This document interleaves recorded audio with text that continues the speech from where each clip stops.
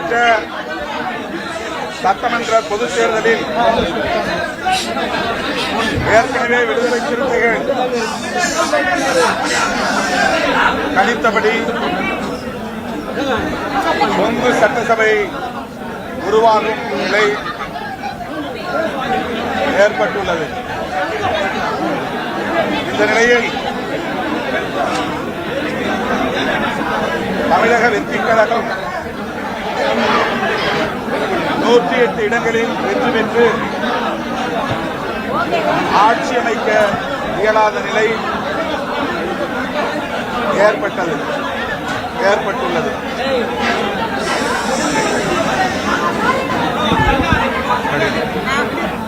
திராவிட முன்னேற்ற கழகத்தின் தலைமையிலான மதசார்பற்ற முற்போக்கு கூட்டணியில் விடுதலை சிறுத்தைகள் கட்சி இடம்பெற்று 8 தொகுதிகளில் போட்டியிட்டது. 2 தொகுதிகளில் வெற்றி பெற்றோம். அதேபோல இடதுசாரி கட்சிகளும் தலா 2 இடங்களில் வெற்றி பெற்றன. இந்த நிலையில் இடதுசாரி கட்சிகளின் தலைவர்களும் விடுதலை சிறுத்தைகளும் முன்கூட்டியே கலந்து பேசினோம். மக்கள் நல கூட்டணி உருவான காலத்திலிருந்து கொள்கை அடிப்படையில் ஒருங்கிணைந்து செயல்பட்டு வருகிறோம். மக்கள் பிரச்சனைகளின் அடிப்படையில் ஒருங்கிணைந்து களமாடி இருக்கிறோம். ஆகவே இந்த அரசியல் நெருக்கடி உருவாகியிருக்கிற சூழலில் இடதுசாரி கட்சிகளும் விடுதலை சிறுத்தைகளும் தொலைநோக்கு பார்வையோடு எதிர்கால அரசியலையும் கருத்தில் கொண்டு இணைந்தே முடிவெடுப்போம் என்று நாங்கள் கலந்து பேசி அதன் அடிப்படையில் அறிவிப்பு செய்திருந்தோம். இடதுசாரி கட்சிகள் இந்திய கம்யூனிஸ்ட் கட்சி மற்றும் மார்க்சிஸ்ட் கம்யூனிஸ்ட் கட்சி ஆகிய இரு கட்சிகளும் மாநில குழுவில் எடுத்த முடிவுகளை அடுத்து அந்த முடிவை ஒட்டி விடுதலை சிறுத்தைகளின் உயர்நிலை குழுவில் கலந்தாய்வு செய்து அவர்களின் ஒப்புதலோடு முடிவை அறிவிப்பதென்றும் திட்டமிட்டிருந்தோம்.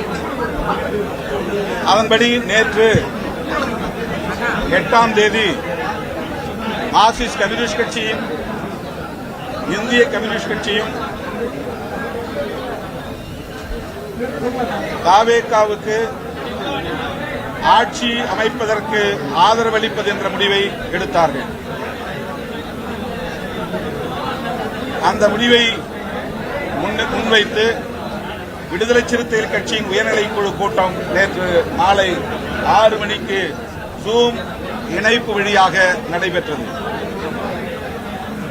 30க்கும் மேற்பட்ட தோழர்கள் அங்கம் வகிக்கும் உயர்நிலை குழுவில் மார்க்சிஸ்ட் கம்யூனிஸ்ட் கட்சியும் இந்திய கம்யூனிஸ்ட் கட்சியும் எடுத்துள்ள முடிவை முன்வைத்து தங்கள் கருத்துக்களை பகிர்ந்து கொண்டார்கள். அந்த கருத்துக்களின் அடிப்படையில் நிறைவாக கட்சியின் தலைவர் இறுதியான முடிவை எடுக்கிற दादी हम सोमनाथ क्यों जा रहे हैं? तुझे सिखाने कि जीवन में लाख चुनौतियाँ आए पर आस्था न डगमगाए। 1000 सालों में ढेरों आक्रमण हुए सोमनाथ पे, फिर भी हमारी आस्था पे आँच नहीं आई। फिर क्या हुआ दादी? फिर सरदार पटेल आए, दिव्य सोमनाथ मंदिर बनाया। फिर प्रधानमंत्री मोदी जी ने हमारी आस्था के इस केंद्र को और भव्य बनाया और आज हम सोमनाथ नव निर्माण का 75वां वर्ष मना रहे हैं और धूमधाम से। तो बोलो हर हर महादेव जय सोमनाथ। विरासत के 75 साल 8 से 11 मई 2026 इस स्वर्णिम अवसर के साक्षी बने। ஆதரவு கடிதத்தை வழங்கியிருக்கிறோம். தமிழ்நாட்டில் இந்த அரசியல் நெருக்கடியை பயன்படுத்தி குடியரசுத் தலைவர் ஆட்சி நடைமுறைக்கு வந்துவிடக் கூடாது, அதை தடுக்க வேண்டும் என்கிற அடிப்படையிலும் 108 இடங்களில் வெற்றி பெற்றும் ஆட்சி அமைக்க முடியாமல் ஒரு சிக்கலில் தவேக திணறிக் கொண்டிருக்கிற நிலையில் அவர்கள் ஆட்சி அமைப்பதற்கு விடுதலை சிறுத்தைகள் ஆதரவளிக்க வேண்டும் என்கிற அடிப்படையிலும் இந்த ஆதரவு நிலைப்பாட்டை நாங்கள் எடுத்திருக்கிறோம். அதாவது இரண்டே காரணங்கள். தவேக தலைவர் விஜய் ஆட்சி அமைப்பதற்கு விடுதலை சிறுத்தைகளின் நிலைப்பாடு தடையாக இருந்துவிடக் கூடாது என்பதும், குடியரசுத் தலைவர் ஆட்சி முறை நடைமுறைக்கு வந்துவிடக் கூடாது என்பதும் நாங்கள் விவாதத்தின் முடிவில் எடுக்கப்பட்ட நிலைப்பாடாகும். இடதுசாரி கட்சிகளின் நிலைப்பாட்டை ஒட்டி நாங்கள் எங்கள் நிலைப்பாட்டையும் எடுப்போம் என்று ஏற்கனவே நான் அறிவித்திருந்தேன். அதன் அடிப்படையில் விடுதலை சிறுத்தைகள் கட்சியும் ஆட்சி அமைப்பதற்கு மட்டும் எங்கள் ஆதரவை நல்கியிருக்கிறோம். வேறு எந்த நிபந்தனையும் இல்லை. வெளியிலிருந்து எங்கள் ஆதரவை நல்குகிறோம்.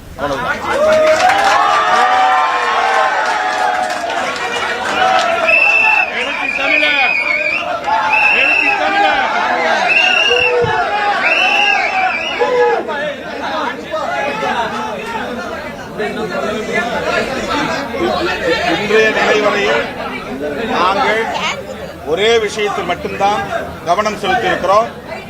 எங்களால் விஜய் ஆட்சி அமைக்க முடியாமல் போனது என்கிற நிலை ஏற்பட்டுவிடக் கூடாது. எங்களால் தமிழ்நாட்டில் குடியரசுத் தலைவர் ஆட்சி அமலுக்கு வந்துவிடக் கூடாது. இதன் அடிப்படையில் வெளியில் நின்று எங்கள் ஆதரவை நல்குவது ஆட்சி அமைப்பதற்கு உறுதுணையாக இருப்பது என்கிற அளவில் இந்த முடிவை நாங்கள் எடுத்திருக்கிறோம்.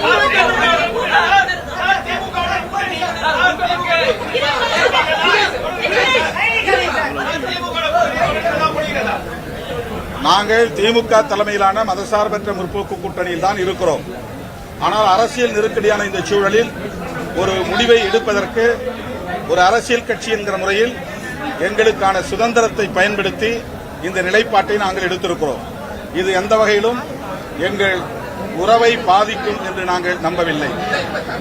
இந்த நிலைப்பாடு திரு விஜய் அவர்கள் ஆட்சி அமைப்பதற்கு உறுதுணையாக இருப்பது, குடியரசுத் தலைவர் ஆட்சி முறை வராமல் தடுப்பது, அவ்வளவுதான்.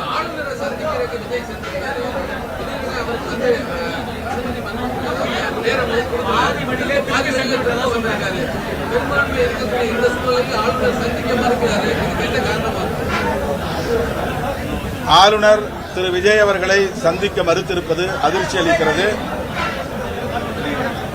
ஏற்கனவே நாங்கள் விடுதலை சிறுத்தைகள் கட்சியின் சார்பில் கூறியிருந்தோம்.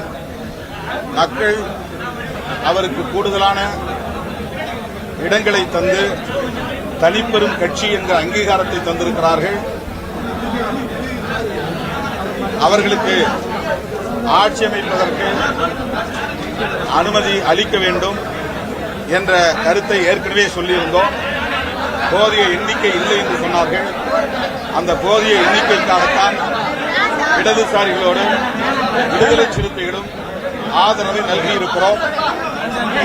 மாண்புமிகு ஆளுநர் அவர்கள் ஜனநாயகத்தை காப்பாற்ற வேண்டும், குதிரை பேரம் நடப்பதற்கு இடம் கொடுக்கக்கூடாது, அதற்கான சூழலை உருவாக்கக்கூடாது, அரசமைப்பு சட்டத்தை பாதுகாக்க வேண்டும், ஜனநாயகத்தை பாதுகாக்க வேண்டும்.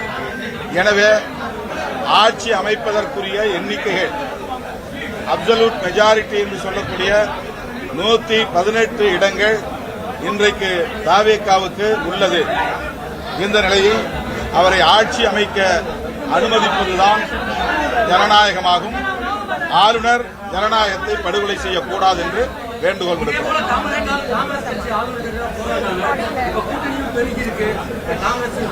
அடுத்து ஆளுநரை சந்தித்த பிறகு திரு விஜய் அவர்கள் கட்சியின் தலைமையகத்திற்கு வருவதாக சொன்னார். நான் அவரிடத்திலே வேண்டுகோள் வைத்தேன், பதவியேற்புக்கு பிறகு சந்திப்போம், இப்போதைக்கு அலுவலகம் வரவேண்டிய கட்டாயம் இல்லை, எனவே வரவேண்டாம் என்று நான் சொல்லிவிட்டேன். ஊடகங்கள் இங்கே காத்திருக்க வேண்டாம், கலைந்து செல்லலாம். தோழர் வீரபாண்டியன், தோழர் சண்முகம் 2 பேரையும் இங்கு வருவதாக இருந்தது. தோழர் சண்முகம் ஆளுநர் மாளிகைக்கு சென்றிருக்கிறார். வழிநெடுக போக்குவரத்து நெரிசல், அவர் வந்து சேர காலதாமதமாகலாம். தோழர் வீரபாண்டியன் எங்களோடு இருக்கிறார், அவர் சில வார்த்தைகளை சொல்வார்.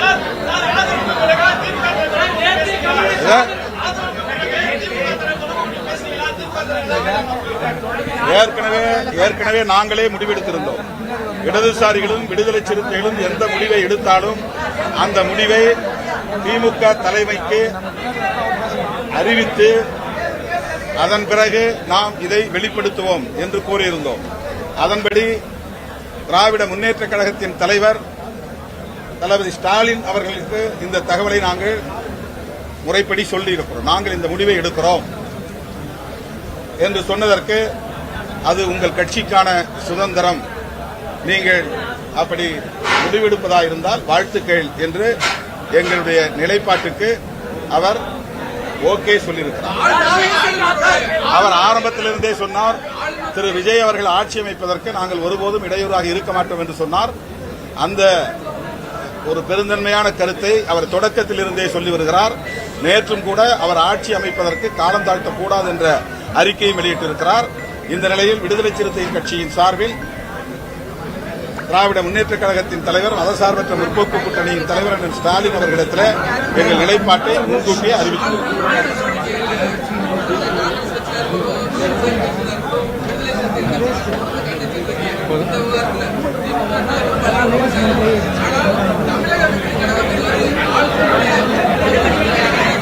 அது அவருக்கு தான் நீங்க கேட்கணும், அது அவர்கிட்ட கேளுங்க. தோழர் வீரபாண்டியன் உங்களிடையே பேசுவார். தமிழக ஆளுநர் அரசியல் சாசன விழுமியங்களை மதித்து நடக்க வேண்டும், மக்கள் தீர்ப்புக்கு மதிப்பளிக்க வேண்டும். தமிழக வெற்றி கழகத்தின் தலைவரை அலகழிப்பது ஒரு கட்சியின் தலைவரை அலகழிப்பதல்ல. நமது முன்னோர்கள் நமக்கு வகுத்தளித்திருக்கிற அரசியல் சாசனத்தை, நாடாளுமன்ற முறைமைகளை அலைகழிப்பது. எனவே இதை ஆளுநர் உணராவிட்டால் மக்களின் கொந்தளிப்புகளை அவர் உணர வேண்டிய காலச்சூழல் ஏற்படும். எனவே சட்டத்தின்படி அவர் நடந்து கொள்ள வேண்டும் என்று இந்திய கம்யூனிஸ்ட் கட்சியின் சார்பிலும் எங்கள் தோழமை கட்சிகளின் சார்பிலும் கேட்டுக்கொள்கிறோம். வணக்கம்.